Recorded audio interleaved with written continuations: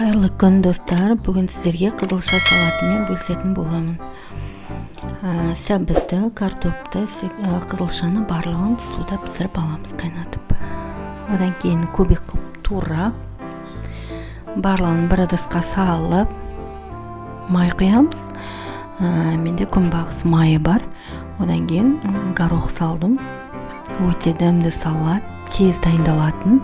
Ең бастысы үйде дайындап көрсеңіздер болады. Менің каналым ұнаса лайк басыңыздар, тіркеліп келесіде керемет салаттармен, тамақтармен бөлісетін боламын. Рахмет.